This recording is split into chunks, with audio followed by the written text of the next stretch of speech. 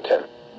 For the following counties in Pennsylvania, Fayette and Westmoreland, the National Weather Service in Pittsburgh has issued a severe thunderstorm warning for northeastern Fayette County in southwestern Pennsylvania, southern Westmoreland County in southwestern Pennsylvania, until 3:30 p.m.